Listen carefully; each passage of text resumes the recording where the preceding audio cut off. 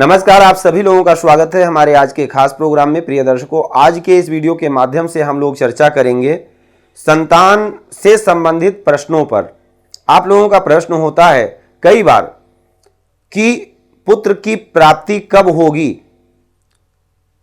तो इसका एक तरीका प्रश्न शास्त्र में भी बताया है हमारे ऋषियों ने।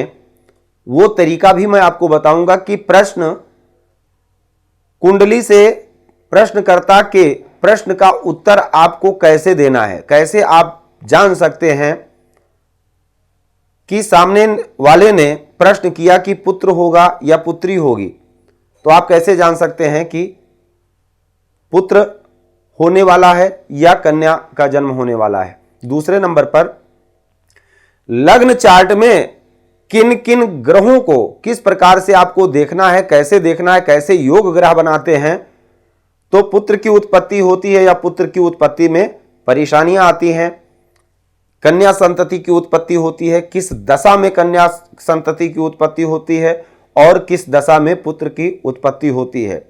कुछ विशेष योग हैं, कुछ विशेष सूत्र हैं जो इस वीडियो के माध्यम से मैं आपके सामने रखने वाला हूं। पुत्र की चिंता अगर देखा जाए तो किसको नहीं होती है। आजकल अगर देखा जाए तो देशकाल परिस्थिति के आधार से कन्याएं भी पुत्रों से कुछ कम नहीं हैं। बहुत अच्छे अच्छे कार्य पर उच्च पद को प्राप्त करने वाली हैं और अच्छी अच्छी ओहदा को प्राप्त करके अपने माता पिता का नाम रोशन करती हैं। लेकिन फिर भी कहीं ना कहीं शास्त्रों में वर्णन आया है, पुत्र ही अगर तर्पण करेगा तो पूर्वज प्राप्त करेंगे, कन्या के करने से नहीं करेंगे। तो वो तर्पण देने वाला कोई तो चाहिए, एक पुत्र तो जरूरी है। और दूसरे नंबर पर पुत्र है कुल का दीपक, यानी हमारा वंश अगर चलता है तो पुत्र की उत्पत्ति से चलता है। कन्या का तो गोत्र अलग हो जाएगा विवाह के बाद। तो इसके लिए विशेष रूप से अगर देखा जाए, इन सब विषयों को ना चर्चा में लेते हुए हम सीधा प्रश्न पर आते हैं कि पुत्र की उत्पत्ति का विचार कैसे किया जाता है। आप सभी जानते हैं आत्मा का विचार आत्मा जाते इति पुत्रः, आत्मा का विचार सूर्य से किया जाता है, नाम का विचार सूर्य से किया जाता है। हमारा नाम वर्षों तक चलता रहे, हम रहें या ना रहें, उसका विचार भी सूर्य से किया जाता है। कोई भी देवालय, मंदिर, शिवालय आदि इत्यादि बनाते हैं, हॉस्पिटल बनाते हैं अपने नाम से, अपने पूर्वजों के नाम से, धर्मशाला, मंदिर आदि इत्यादि कुछ भी, तो हम चले जाएंगे, उसके बावजूद भी हमारा नाम अंकित रहेगा वहां पर।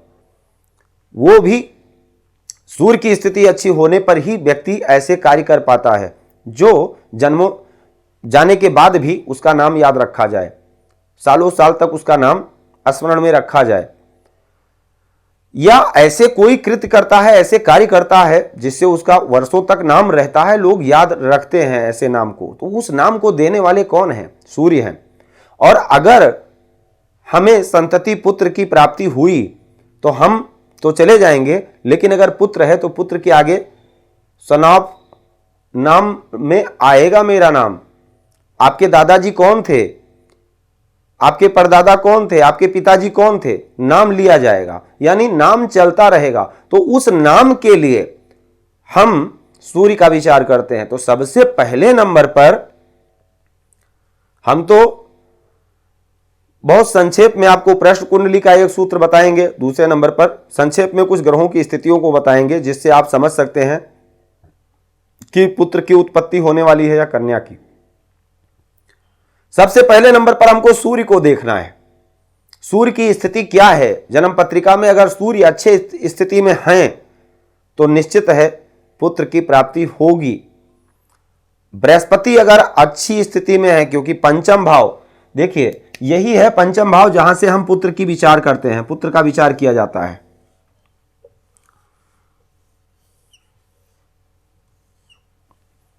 यह है पंचम भाव, पांचवा भाव। अगर मान लो मेष लगन का हम डेमो बना लेते हैं,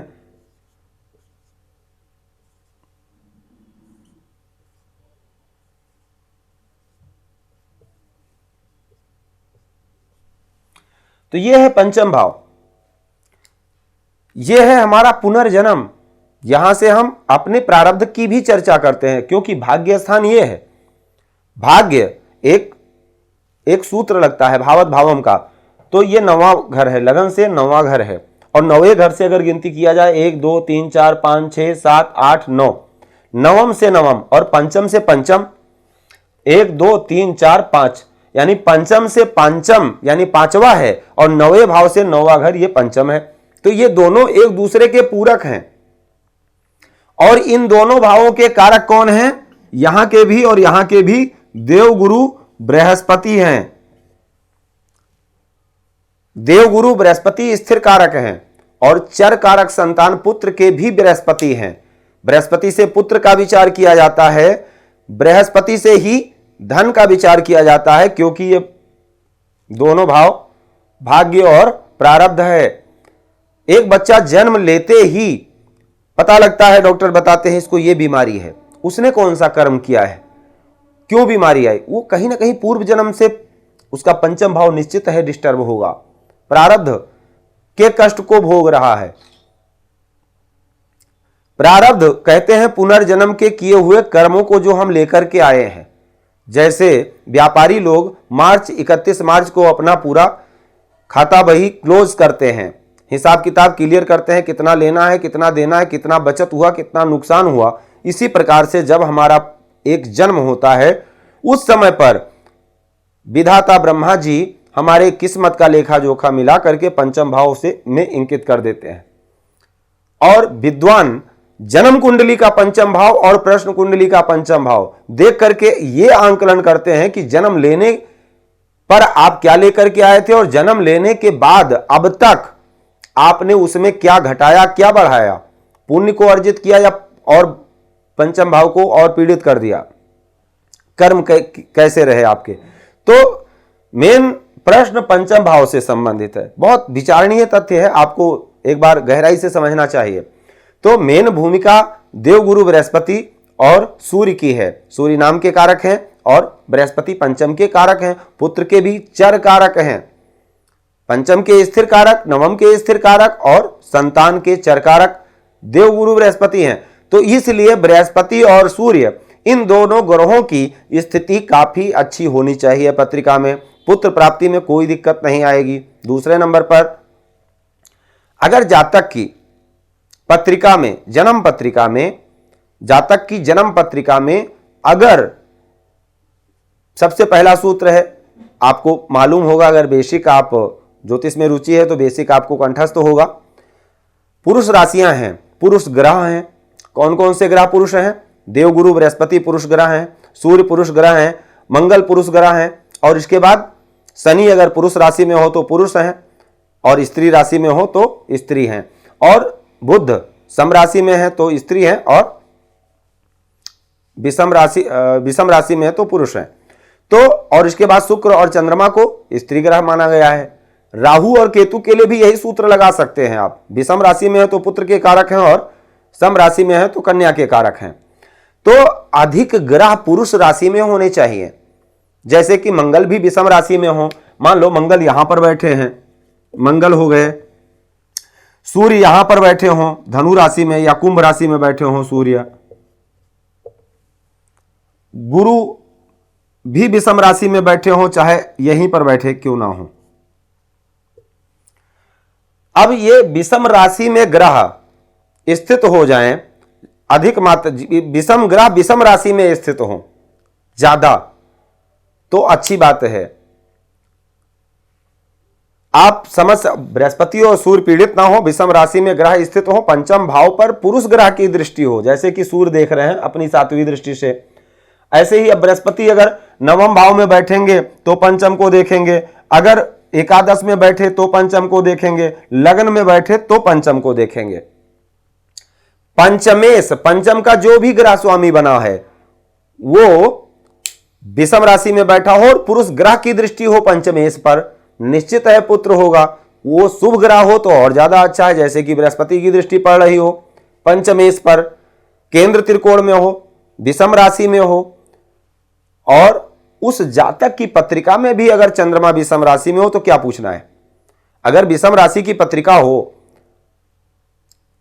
चाहे मेष राशि हो, चाहे मिथुन राशि हो, सिंह राशि हो, तुला राशि हो, धनु राशि हो, कुंभ राशि हो, विषम राशि की पत्रिका हो तो पुरुष यानी पुत्र संतति के योग अधिक बन जाते हैं, यानी सबसे पहली संतान भी पुत्र होगी। दूसरे नंबर पर पुरुष ग्रहों का प्रभाव पंचम भाव पर हो, पंचमेश पुरुष राशि में स्थित हो, यानी कौन कौन सी? मिथुन राशि तीसरी राशि जो कि है, पांचवी राशि जो कि सिंह राशि है, सातवीं राशि जो कि तुला राशि है, नौवीं राशि जो कि धनु राशि है, 11वीं राशि जो कि कुंभ राशि है। अब यही योग अगर उल्टा हो जाए, यानी पुरुष ग्रह सम राशि में हो और पंचमेश भी सम राशि का स्थित हो, पंचमेश यानी जैसे मान लो ये मेषी लगन की पत्रिका बनी है तो सूर्य यहां मकर राशि में बैठे हो, सूर्य मकर राशि में बैठे हो, यहां शुक्र और चंद्रमा बैठ करके देख रहे हो सूर्य को, तो पंचमेश बने कौन? सूर्य, लेकिन बैठे हैं स्त्री राशि में, देख कौन रहा है? शुक्र और चंद्रमा बैठ करके चतुर्थ भाव में। तो यहां पर क्या योग बनेगा? कन्या का योग बन जाएगा। बृहस्पति किसी पुरुष ग्रह का प्रभाव ना हो, तो ये बहुत संक्षेप में जान लीजिए, पुरुष ग्रह बलवान हो, पुरुष राशि में हो, पुरुष ग्रह का प्रभाव पंचम भाव पर हो और राशि अगर चंद्रमा भी अगर पुरुष राशि में हो और पंचम भाव में पुरुष राशि स्थित हो तो पक्का है संतान पुत्र की संतति अधिक होगी। और यही क्रम उल्टा हो जाता है, पंचम भाव में सम राशि हो, पंचम भाव में सम राशि हो, पंचमेश सम राशि का हो, पंचम भाव पर स्त्री ग्रह की दृष्टि हो और पुरुष ग्रह स्त्री राशि में स्थित हो अधिक, तो यहां पर कन्या के योग बन जाते हैं। ये एक बहुत सरल और बहुत संक्षेप सूत्र है जानने का। अब दूसरा एक प्रश्न कुंडली का मैं सूत्र बताता हूं, जिसको प्रश्न के समय आप देख करके ये जान सकते हैं। जैसे गर्भ में बालक है तो वो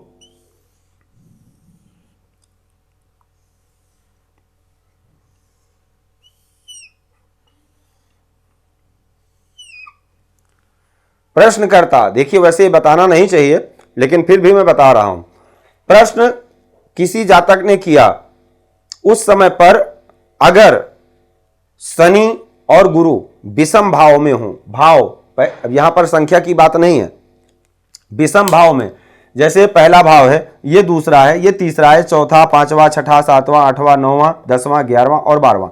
विषम भाव कौन सा है? पहला, तीसरा, पांचवा, सातवां, 9वां, 11वां। इसमें अगर शनि, पहले नंबर पर शनि को ही बता देते हैं, पहला शनि बैठे हों विषम भाव में और गुरु बैठे हों विषम भाव में, इन्हीं में से किसी भी भाव में गुरु भी बैठे हों,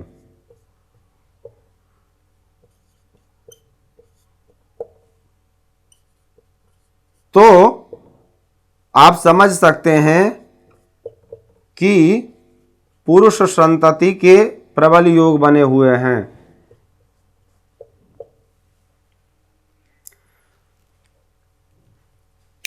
प्रश्न के समय अगर विषम राशि में पुरुष ग्रह, अब यहां तो ये केवल 2 ही सूत्र बताया गया है, शास्त्रकारों ने बताया है, लेकिन प्रश्न के समय अगर पुरुष राशि में पुरुष ग्रह अधिक हो तो पुरुष संतति की उत्पत्ति कहना चाहिए। अगर सम राशि में पुरुष ग्रह अधिक हो और स्त्री ग्रह बलवान हो और पुरुष ग्रह को स्त्री ग्रह देख रहे हो सम राशि में स्थित होकर, तो कन्या संतति की उत्पत्ति जानना चाहिए।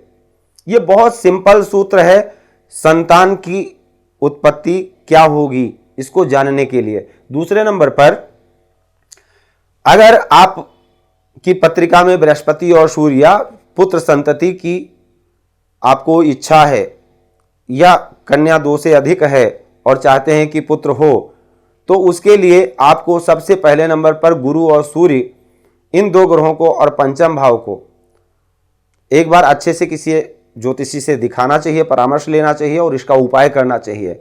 संतान गोपाल का पाठ करवाना चाहिए और इसके और भी बहुत सारे प्रयोग बताए गए हैं उसका उपाय करना चाहिए। निश्चित है संतान पुत्र की उत्पत्ति होगी। तो इस प्रयोग को आप अपना सकते हैं। इससे आप अगर ज्योतिष में प्रेम रखते हैं तो इससे, इस सूत्र से आप जान सकते हैं कि पुत्र और पुत्री की संख्या कैसे होगी। हाँ, इसमें एक सूत्र और है जिससे ये भी जाना जा सकता है कि संतान कितनी होगी। उसको अगले वीडियो में बताएंगे क्योंकि वीडियो बहुत बड़ा हो जाएगा। आज के लिए सिर्फ इतना ही। जय श्री राम।